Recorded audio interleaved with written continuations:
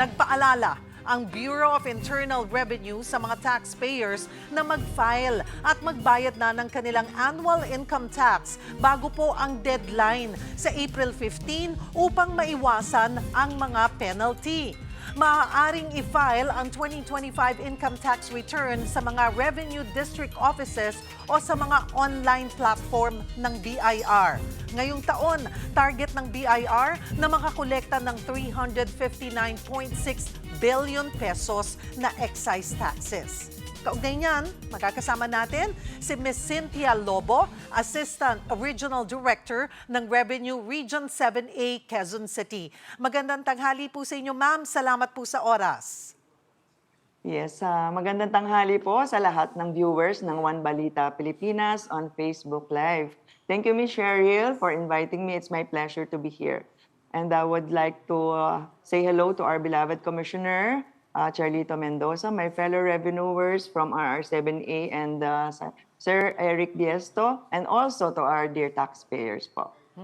Marami pong salamat, ma'am, dahil ito napapanahon, kailangan bigyan natin ng sapat na paalala yung atin pong mga kababayan kasi next week na, exactly next week, next Wednesday, ay ito na nga po, deadline na ng ITR. Yes. Abay, ma'am, Yes po. sa ngayon po ba, kumusta na yung turnout ng mga nagfa-file at nagbabayad? Okay, ongoing naman po at masaya naman kami na maayos po yung pagfa-file ng ating mga taxpayers at handang-handa naman po ang BIR sa posibleng peak filing volume ngayong annual income tax return filing season. At inaasahan din po namin na marami talagang magpa-file lalo na itong April 15 deadline, no? Kaya naglaan din po kami ng maraming measures, no, para masiguro na smooth po yung filing at wala pong system delays. Usually Opo. po ba, Ma'am Cynthia, ay kailan talaga nyo nararamdaman yung dagsa, yung surge na nagfa-file? Kasi kahit na pwedeng mas maaga ang pagfa-file as early as now or maybe before Holy Week, pwede na rin po ba yun na mag-file? Kailan talaga sila bumubuhos? Yes, tama po kayo, Miss Cheryl. Talaga pong kahit na alam na po natin na dapat on or before sila mag-file, pero usually po experience namin mga at least po 3 days before ng deadline, doon po talaga dumadagsa yung aming mga taxpayers. But unang-una po, gusto ko lang po sanang i-remind sila, no, na para sana patuloy po namin sila ine-encourage na sa paggamit ng electronic platforms, no, tulad ng EFPS, yun pong Electronic Filing and Payment System, para po sa mga mandatory users. At yung mga ano naman po, nag-volunteer, pwede ring mag-EFPS. Meron din po tayo yung EBIR Forms Package po, no, na pwede nilang gamitin for non-EFPS users po, including yung mga no payment. Also, Miss Cheryl, no, para po hindi sila talaga yung talagang magdagsaan sa ano, meron din po kaming in-establish na mga e-lounge facilities, no, sa mga RDOs kung saan po sila pwedeng ma-assist ng ating mga BIR personnel, especially po yung ating mga taxpayers na mga senior citizens, PWDs, yung employees po na may mga multiple employers, and also yun pong mga nagfa-file even under substituted filing. Minsan meron po kasing gagamitin nila for loan purposes, for scholarship, yun po, yung mga ganon. At saka yung mga walang internet access po, pwede po silang pumunta sa aming e-lounge facilities. And at the same time, yung tanong nyo kanina, paano namin mamamanage, so meron din po kaming mga in-establish na electronic tax filing and Assistance Center po sa BIR National Training Center, Auditorium, at saka sa aming region, meron din po kami. Nag-start po yun, Ms. Cheryl, noong March 28 hanggang April 15 po yun. Bukas po kami from 8 to 5 p.m. sa lahat ng taxpayers, regardless po kung saang RDO sila nakarehistro. Pwede na po silang mag-file, no, doon sa aming mga tax filing centers. Ma'am Cynthia, marami po yung nag-aalala sa posibleng ang bagal o downtime ng online system. Paano nyo po tinitiyak na stable at accessible ito sa peak filing period? Well, first, dapat wag Ah, nang mag-last minute siguro po kami, ano? Yung mga magfa-file. opo. Kasi talagang magkakaroon ng downtime siguro pag ganyan naman sa kahit na anong sistema. Pero ano po yung may backup systems po ba sakaling magkaroon nga ng technical issues? Opo. Yun minsan hindi natin po maiiwasan pero, naka-full force naman po na naka-backup po ang ating mga ISG 'no, yung mga technical team po natin na mino-monitor po nila na walang maging, system delay at saka yung mga, problema po 'no, mga error para po lahat po na ma-serve po ang ating mga taxpayers po. And also if ever po magkaroon ng gano'ng problema, meron po kaming mga workaround procedure naman po na puwedeng sabihin sa ating mga taxpayers. Mhm. So meron Mm. pong, yung ano yung dapat gawin ulit, Ma'am Cynthia, ng taxpayer kung hindi makapag-file dahil po sa system error? Okay. Puwede po nila sigurong i-screenshot din po yung may mga workaround procedure po. Let's say for example po 'no, yung sa paggamit po ng online filing, minsan po nade-delay yung email confirmation na nare-receive Aha. nila.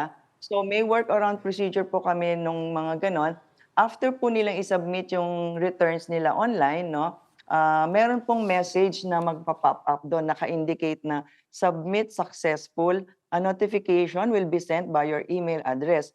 So ito pong pop-up message na 'to, ito po yung pwede nilang i-screenshot po natin bago po natin i-click ang okey button. The screenshot will serve as the proof of successful online filing ng return. So in lieu of the email confirmation na puwedeng i-attach po, para yun po yung puwedeng i-attach para po sa pagbayad nila sa bangko. Opo, Mhm. para hindi po nila maiwasan yung delay kasi sabihin nila, "Uy, may error, hindi kami nakaka-receive ng email confirmation."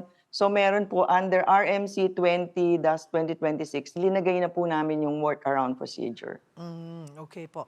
Meron din pong mga reklamo 'no, Ma'am Cynthia, ng paulit-ulit daw na pagpunta sa RDO dahil sa kulang o paiba-ibang requirements. Bakit po ito Mm. nangyayari at may plano po ba ang BIR na maglabas ng mas standardized o one-time requirements list? Yes po. Actually, meron na po talaga kaming checklist of documentary requirements 'no. Hmm, Streamline na rin po ito 'no, para po sa ease of doing business. So, siguro po kung meron pong gano'ng mga sinasabi nila na iba-ibang requirements, baka po hindi po posible na ring mangyari since meron po kami under RMC 74/2025 po, nandun na po talaga yung standard requirements namin. But if in case meron pong gano'n, puwede naman pong pumunta sa mga district offices po na para i-ano po namin yung concerns nila, para ma-attend din po namin. mhm. Also, ma'am, fully online na po ba ang ITR filing ngayon? Yes po. O may mga sitwasyon pa rin po na kailangan ang manual filing at sino-sino po yung kinakailangang mag-manual pa rin kung sakali? Opo, actually po, fully online na po tayo talaga Okay. 'no, ngayon sa pagfa-file natin, okey? Meron lang pong, instances na pinapayagan na puwede po itong mag-manual filing. Let's say for example, kung meron pong BIR issued advisory na hindi po available yung aming existing, electronic platforms, kung meron pong problema sa system. Number two, kung meron pa rin pong justifiable reason na na-determine ng aming commissioner at ng aming authorized representative. Pero kapag meron din po, let's say for example po, katulad po ng isang form namin, hindi pa siya available, yung 1701 MS sa online, so yun po yung inaalaw pa rin po namin na mag-file manually. Opo. Okay. Mm. Speaking of that form, ito po yung Yes ni-launch po. niyo 'no, noong nakaraang taon, yung inintroduce niyo, yung Simplified Annual ITR Form Yes. 1701-MS. MS. Opo. Puwede niyo po bang i-clarify kung sino yung qualified po na gumamit nito? Opo, mm. Ah, Actually po yung, Miss Cheryl, when you say my MS, ang ibig sabihin po nun is micro and small taxpayers. So when you say micro, ang gross annual sales po nila, yun po yung, less than 3 million 'no. And then yung small taxpayers, yun po yung 3 million and up at less than 20 million. So, yun po, yung mga nagfa-file po ng 1701 MS, pwede na po silang mag-manual. Pero if in case, hindi po, ayaw pa rin po nilang mag-manual, so they can also use yun pong 1701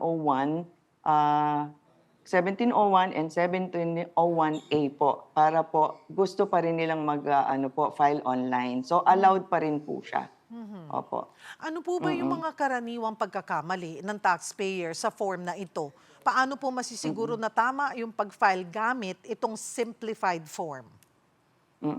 Usually po, since hindi pa po kasi naka-online siya kaya hindi po nila nakikita 'no. So ang gagawin lang naman po nila para po magamit ito, i-download lang po ito sa aming website 'no, sa bir.gov.ph po para po, ma-review nilang mabuti. Kasi po kaya mo simplify na siya, maikli na lang po yung kailangan nilang i-fill up na form. Kaya po, yun pa kaya ang sinasabi po namin, gamitin po nila yon para po sa mga micro and small taxpayers natin. Simplified na po siya.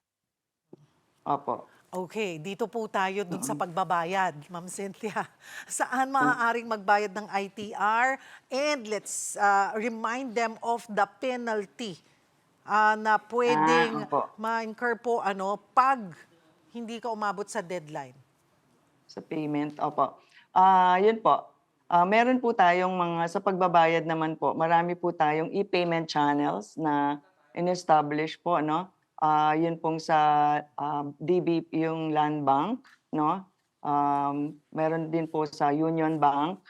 So, lahat po yan, pwede pong magbayad ang ating mga taxpayers, no? And also, yung kung registered po sila sa EFPS, pwede rin po yon. And also, pwede pa rin naman po silang magbayad sa authorized agent banks po.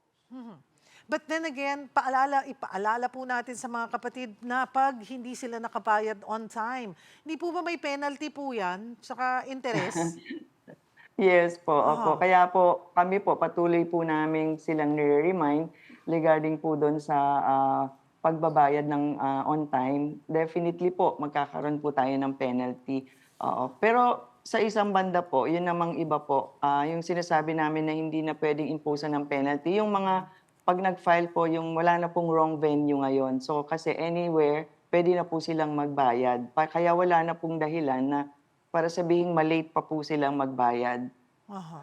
Kasi under EOPT law po, they can pay anywhere po. Kahit na hindi sila doon sa nasasakop na bangko na doon sila nakarehistro po. Panghuli muli, Ma'am Cynthia, paalala po sa publiko, sa ating mga taxpayers. Go ahead. Okay po. So, muli po, ang deadline po sa filing ng annual income tax return para sa 2025 po ay sa April 15, 2026. Hinihikayat din po namin ang lahat ng taxpayers na mag-file at magbayad ng maaga upang maiwasan po natin yung sabi nga po ni Ms. Cheryl, yung penalties, yung long queues, at system congestion. Gamitin po natin yung EFPS, EBIR forms, at iba pang mga digital services po ng BIR. At samantalahin din po natin yung mga in-establish namin na mga e-lounge facilities, electronic tax filing centers, assistance centers, para po mas mabilis at mas madali po ang pagpa-file. Ito po yung aming theme, no? Mahusay na serbisyo, katumbas ng buwis mo. Marami pong salamat sa inyong oras, Assistant Regional Director Cynthia Lobo ng BIR Revenue Region 7A, Quezon City. Magandang hapon po.